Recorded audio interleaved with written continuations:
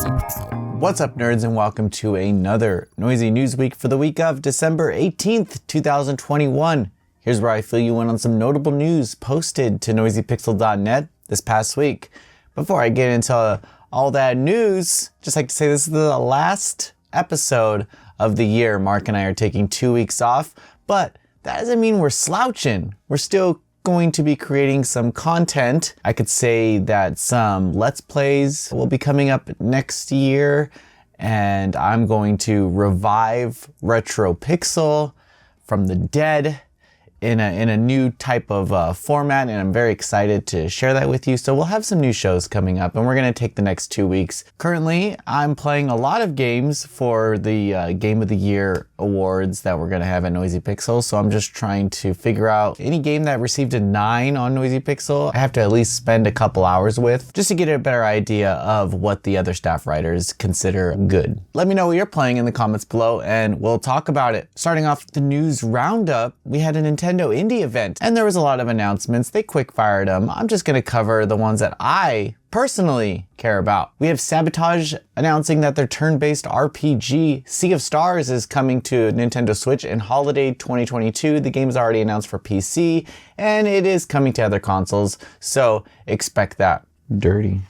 It's like a little scratch or something on it. This is going to make the video so much longer. I can see. Wow. The developer also released a new trailer, and it looks a lot like Chrono Trigger. Looks great. I'm very excited about this game, especially because it was set in the same universe as The Messenger, and that was also a pretty good action game. Fellow Traveler announced that they will publish the visual novel adventure After Love EP on PS4, Switch, and PC in summer 2022. This is probably the standout game of the show for me. It is about this kid whose girlfriend passes away, and then now she lives in his head, and they kind of interact that way. But it is a dating sim, a rhythm game, and an adventure visual novel. Looks great. It has a lot of anime vibes to it, and I'm excited to play it. It was kind of a sad show because next up they had Omori coming to Switch in spring 2022. No other platforms were announced, but this is one of those games that's pretty sad. So if you don't really resonate with those types of games, you might not like it. But Omori is an adventure RPG with a great story and just an amazing cast of characters. So I do encourage you play it either on PC or this upcoming Switch release. River City Girls received a new gameplay trailer with a summer 2022 release on all platforms. Game looks freaking dope. They updated all of the techniques and the tracking system and the moves, new abilities, new places to go. Why not? There's also local and online co-op for a great beat 'em up experience. And that's all I really wanted to talk about from the show, but Ubisoft decided to announce that they are going to remake the original Splinter Cell using the Snowdrop engine. It's currently being used for the Star Wars game or something like that, and the Avatar game, so evidently we'll never get it. So there you go. It's coming though. It was announced. Thinking Stars announced that development on their RPG Anno Mutationum is complete, and the game will be set on a spring 2022 release on PC and PS5. The PS4 version was not mentioned in their trailer from the producer, which is like a letter to the fans wanting to know more.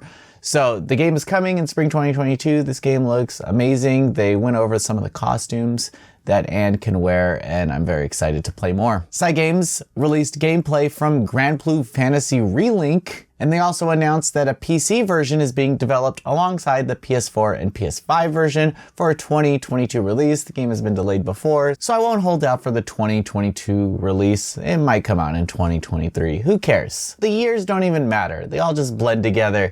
Anyway, the gameplay trailer looked amazing, and I'm very excited for this action RPG. It looks great. More interested in the story elements. I mean, you can make a good RPG systems, but the story is why you want to stay. So please check out that trailer. It's one of the best that I've seen. Dear Villager announced that the Midgar studio developed adventure RPG Edge of Eternity will launch on PS4, PS5, Xbox One, and Xbox Series X on February 10th. 2022. The game will receive a Switch cloud version on February 23rd. This game, it's okay. It's cool. I I spent 25 hours with it and I don't know. Let me know what you think about it. I've heard mixed things about it, but I personally thought that it was just too ambitious. Just too ambitious. Very pretty game though. Devolver Digital announced that the Flying Wild Hog developed samurai action game Trek to Yomi will release on PS4, PS5, Xbox One, Series X, and PC in spring 2022. They released a new trailer and a lot of people are talking about it,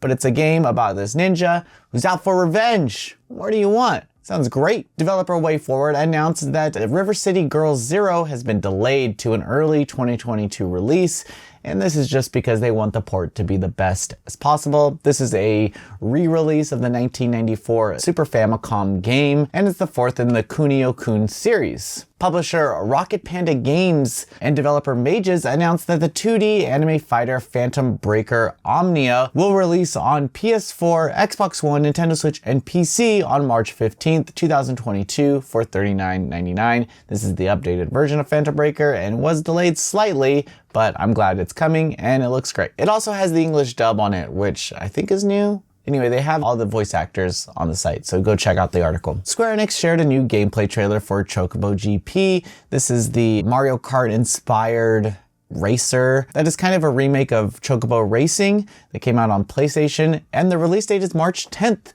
2022. The game looks really cool. It looks colorful and fun, and it has a lot of cool tracks, and I just want to hang out in this world, hang out with these characters. Why not? Dotemu has finally announced that Windjammers 2 is coming January 20th, 2022. I could have sworn this game released years ago, but it's just been in development hell for years. Windjammers 2 seemed to take so long to develop, and it's just this basic game. So maybe it's not as basic as we think. Maybe they just need to balance. Maybe there's a lot of balance there. We'll expect our coverage on Noisy Pixel next month. Idea Factory announced that the Compile Heart developed RPG Death End Request 2 will launch on Nintendo Switch on February 8th, 2022. This game is already available on a few different platforms, and I believe it's already available on PC. Maybe wrong. Don't quote me on that.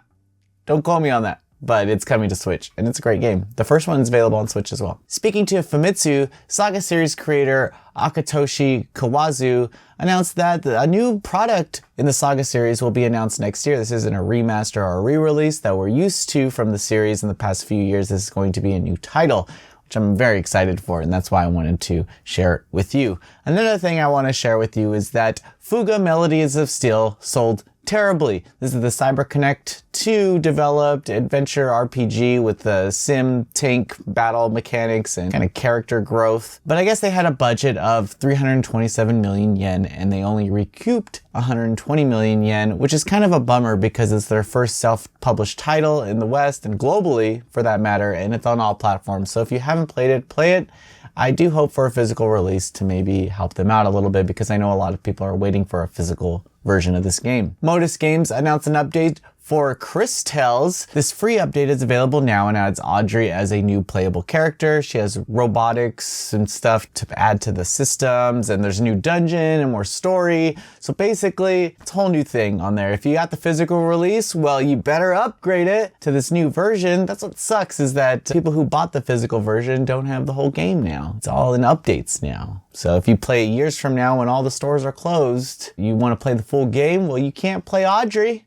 Sorry. I don't know if it works that way. Maybe the newer physical releases get this update. I don't know. I don't know how it works. I'm glad that there's free updates though, and this game is rad. Idea Factory announced that Neptunia X Senran Kagura Ninja Wars will come to Nintendo Switch and PC in spring 2022. There will be new costumes and I think a new difficulty setting. I'm not sure. But a lot of people were saying that the game was going to be censored because it was a PS4 game. I don't know if that's the case. I don't think it's the case. But, well, here it is on Switch and PC. The developer also announced that Mary Skelter 2 will release on PC via Ghostlight, who does okay ports, I guess.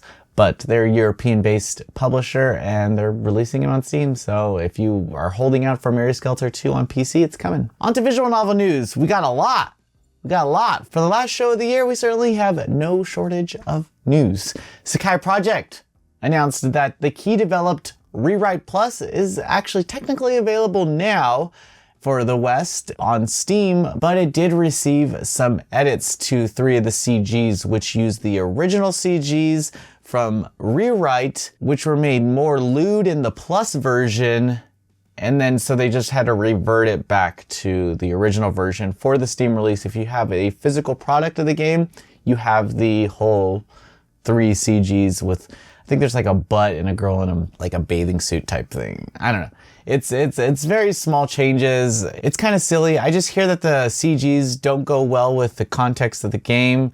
I don't know. It's up to you. Let me know what you think about this. I know a lot of people are anti-edits, but it is from the original version. So it's like, who are we fighting here? Who are we really fighting? But it sucks that publishers have to do this just to appease Valve and Steam, and I don't really understand it. I don't know who views what over there, but I know that a lot of those Valve games are getting approved, and you have Sakai Project just trying to put out this game and it's not working. Glad they got it out finally. It took a while, but we're here, and congrats to them. Nekonon announced that Hello Lady Superior Intellectia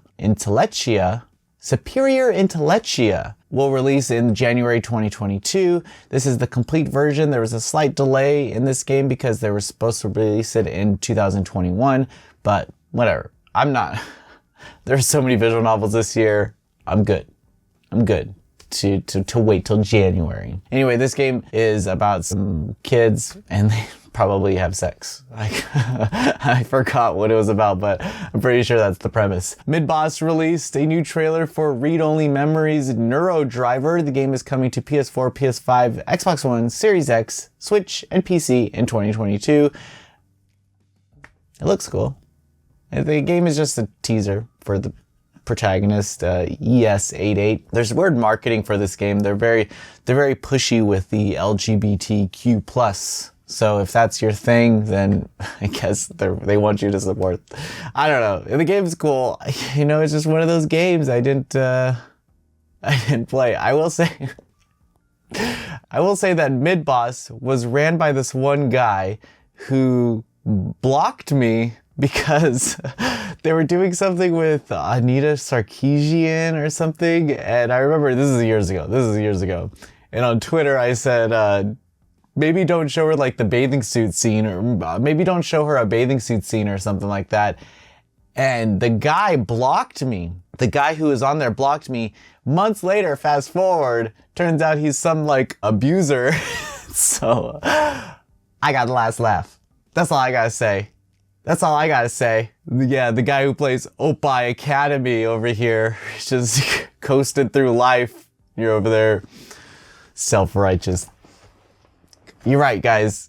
It's Christmas time. I gotta be positive. So, more news. Shirofune announced that the adventure dating sim Daokyusei Classmates has been delayed on PC via Jurin from 2021 to 2022. Again, same thing. It's cool. I can wait. We can all wait.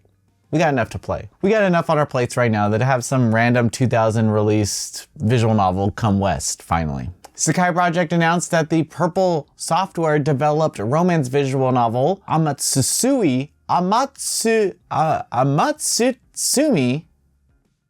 will not be released on Steam. I guess they didn't get approved. Going back to the rewrite situation, it sucks. It sucks because Steam is such a good place to launch your visual novels just from product placement and just the storefront alone. So many people use it, but you know what? It's sad. It's sad. Just USA announced that they will publish the Metalogic developed action fantasy visual novel End Aegis on PC via Just Store on January 7th, 2022. This game is kind of dark, but it has magical girls. But it's supposed to like highlight what war is like really about though. So expect some very lewd scenes. Manga Gamer announced that the Minori developed fan disc visual novel Trinilline Genesis will launch on Manga Gamer on January 20th, 2022. Fine with that. I'm excited about this. If you haven't played Trinilline, it is a really good game. It's kind of cute. It's about a sister who dies, but maybe she's not dead, but maybe she is. It's one of those. It's a sad one. I think there's a sister route though. Don't quote me on that. I kind of forgot. It's been a couple of years. Previews on the site. Forspoken and Sifu reviews. We got Love Flute. We got Magical Snack Shop on Switch. We got Clockwork Aquario. We have Relord 2, The Witch of Cologne, and Black Cat. We have Dairoku, Agents of Sakaratani, and Shovel Knight Puzzle Edition. And guys, that's it. That's the news. Thank you so much for watching. Have a great week. Have a great holiday. Do whatever you want. Next 2 weeks, go freaking crazy. And I'll see you soon.